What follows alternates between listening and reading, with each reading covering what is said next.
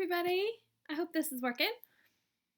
My name is Sarah Bryden, if you don't know, and I run Camera Goddess workshops for photographers for anyone to learn how to use their camera, get off that auto mode and onto manual. And I thought I would I'm just in my living room, in case you're wondering, and I'm sitting on the floor. Does anybody else do that? I just feel more comfortable sitting on the floor than anywhere else. It's weird. But I thought that I would do a quick video to show you guys the kit that I take on a wedding day.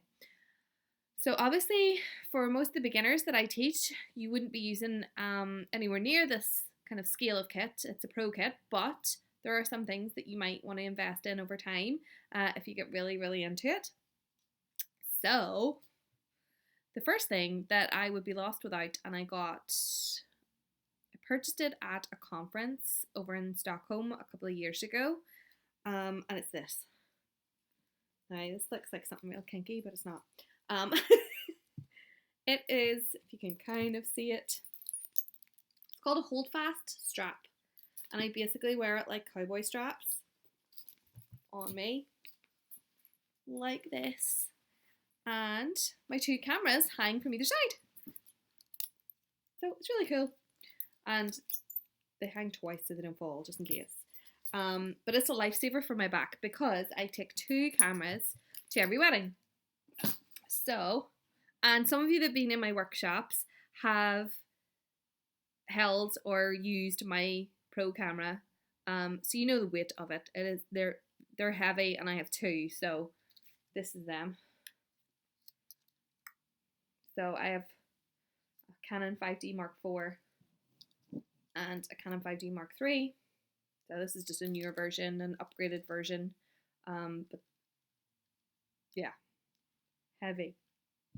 So I take both of them with me. Obviously I have loads of different cards. I have dual card slots in mine. So again, that's something that your cameras probably won't have, but that's just a nice little backup for me. So they take an SD card and then they take these CF cards as well. So I record my photos on both slots so that if one card, because some of these cards can kind of mess up, so if the memory card goes wrong, it's on the other memory card. See, backup your backup, always. Yeah, and so I have two bodies, and then I have a whole host of lenses that I bring. I shoot the bulk of my day on 35mm lens. I talked about this in my most recent workshop. I work mainly on prime lenses rather than zoom lenses. So most of your kit lenses that you get with your camera are like an 18 to 55mm, and so they have a bit of zoom in them. I learned on that, so don't think that I'm like a snob. You can take amazing shots on those kit lenses. Don't worry about it. I learned on them and they're great. But one of my first, and I should have got it to show you because I've talked about it. The first lens that I bought, besides my kit lens, was, sorry, I'm going off track a little bit, was a 50mm lens. Not this one. This one is, chipped it as well. Well, the casing, not the actual lens. I would have cried. So this is my 50mm lens, but this is a 1.2. So, you know, we've talked about your apertures. So this goes down to 1.2 and it's a beautiful lens. But the first one that I got is similar to this, a Canon 50mm lens, but it was a 1.8. Still amazing depth of field in 1.8. So if you want to experiment and get a cool little lens, I think we call it a nifty 50, get a wee nifty 50, and use that website that I have told you about for secondhand stuff, because their stuff's brilliant. That's where I bought all my gear when I started out, secondhand. There's nothing wrong with the stuff. It's great, saves you a few pennies because this stuff's not cheap. So yeah, so 50mm is a great wee one to start off with. But yes, I use primes. I don't use really any zooms. I just prefer it. I prefer to move myself than stand and zoom in and out. I just prefer to move myself. It's personal choice. Some photographers use zoom, some don't. I just like my primes. I like my little prime lenses. So I shoot the most of my day with a 35 on one. So this is a Sigma Art 35, which I'm looking to upgrade to a Canon 35 because this one's kind of annoying me a little bit at the minute.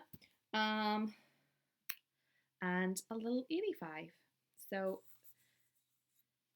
35 and 85 mil. So it gives me a good range of being quite wide, but also for closer shots, then I can use my 85, especially during ceremony, where I'll be on the altar, but sometimes I can't get as close as I'd like to get. So I have to use this to get a bit closer, or it's actually on my other camera. I have a 135 as well, which is a beautiful lens. This is really lovely. Heavy lens, big lens, but it is beautiful. And actually, even for portraits, when I'm second shooting, this is gorgeous.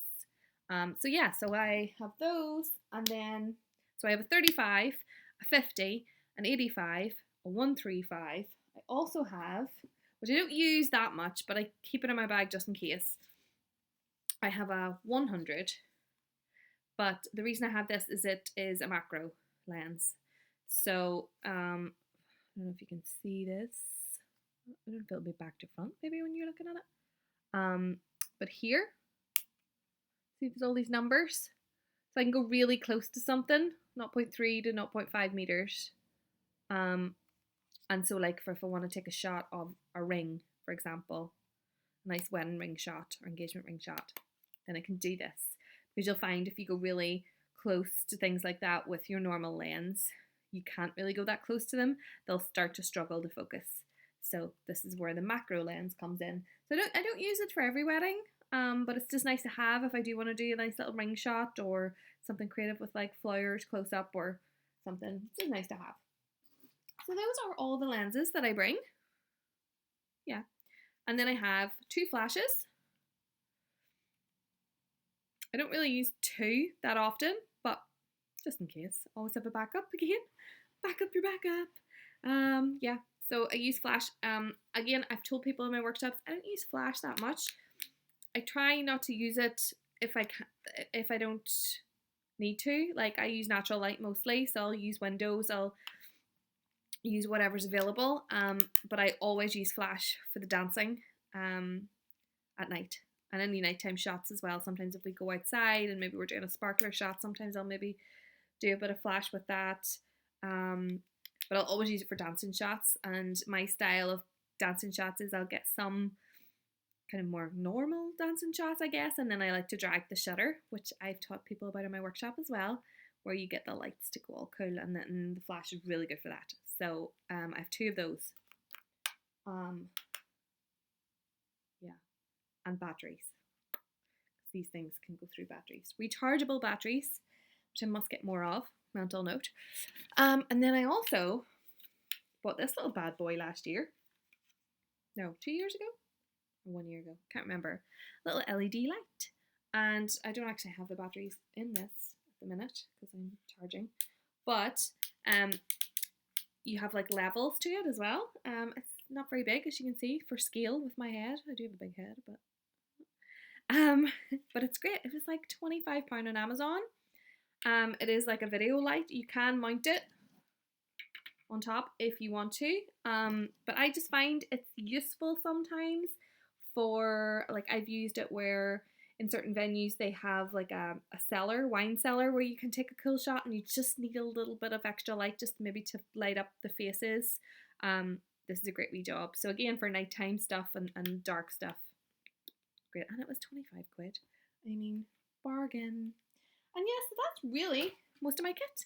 I wear my harness with my 2 bodies, usually my 35, my 85, and then I'll switch my 50.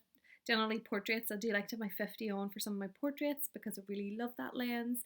If the light is really nice, then that lens just works so well. If I'm second shooting, I'll put the 135 on for portraits because it's just beautiful. And then because I'm usually standing further back, so it means then I can get closer shots from further back. If that makes sense. Then I always I have my shoot sack. So that's where I keep all my lenses. Got all their little pouches. So there's like 3 pouches here and then 3 pouches the other side. So that's where all my lenses are just for running about. I also then have like a bigger bag for everything else. And I have this little stuff for all my cards. Yeah, and that's pretty much all I take on a wedding day.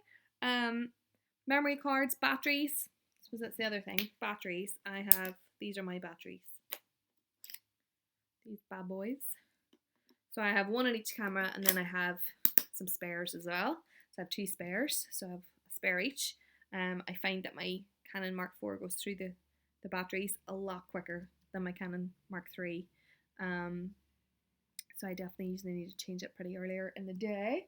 And that's it. That is my kit. As I say, as a beginner, you're not going to need anywhere near this amount of kit.